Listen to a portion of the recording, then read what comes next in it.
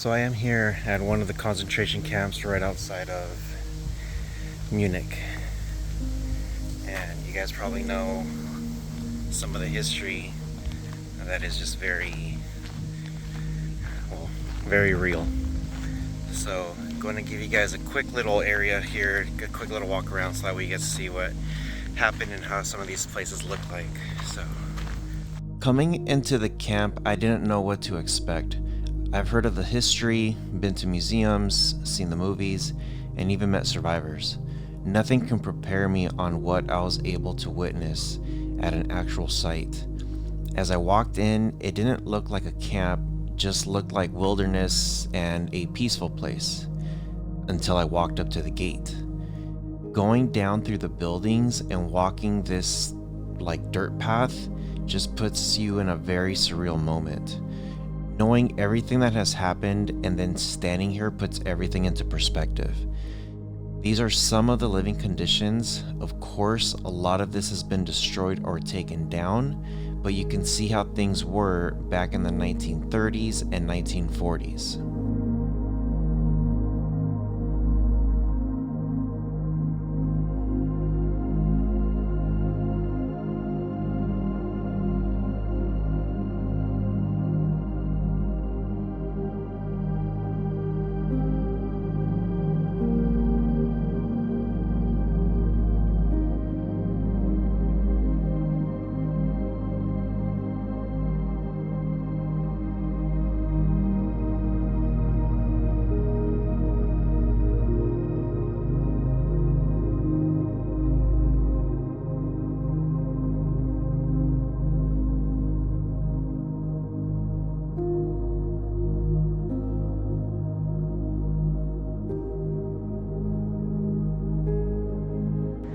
So even though the Holocaust is out, and we know it started in 1941, this began way before that.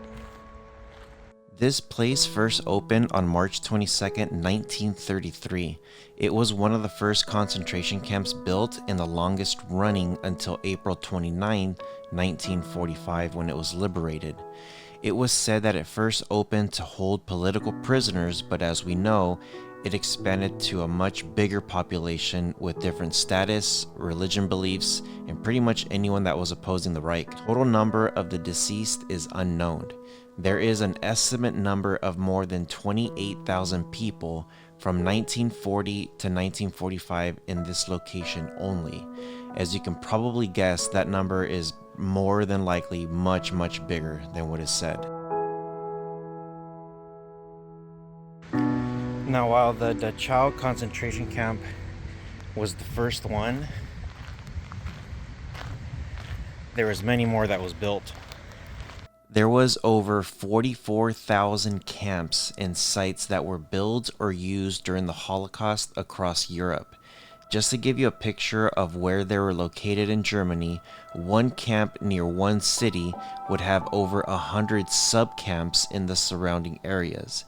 The Nazis built these in Austria, Belgium, Czechoslovakia, Estonia, Finland, France, Holland, Italy, Latvia, Lithuania, Norway, Poland, Russia, and Yugoslavia.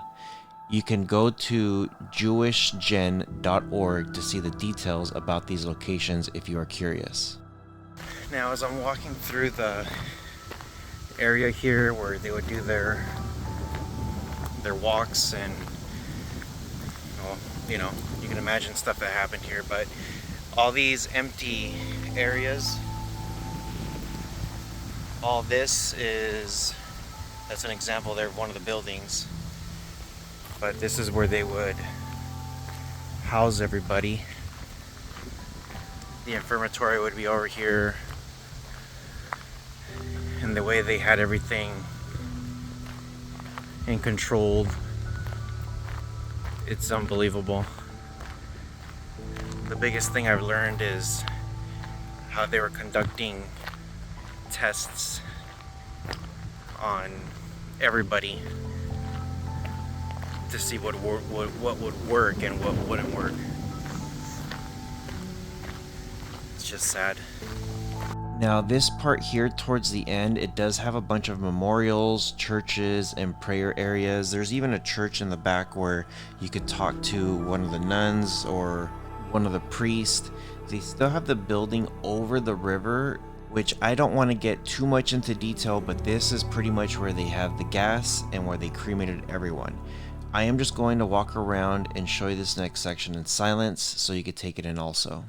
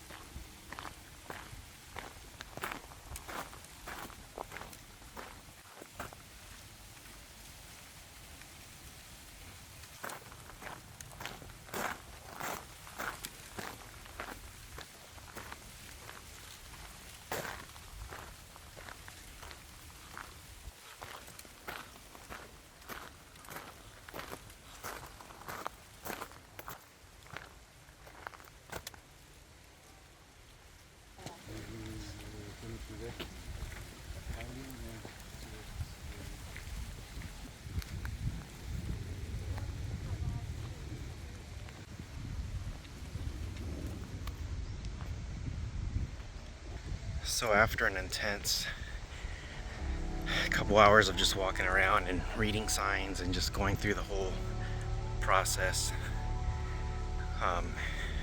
it's a process to take everything in, but I highly recommend anybody that comes out to Germany to do one of these tours. This one was one of the, I think it's the first one, number one recommended to do, just because it's so much information. This is where it all started. Yeah, I feel drained, but I also feel, I don't know, like I appreciate the history and, you know, pray for those families, for everything that they've gone through. Let me know if you guys have ever done anything like this before, or you guys have gone to one of the camps. Very interesting stuff, a lot of information. You guys take care of each other. See you guys in the next one.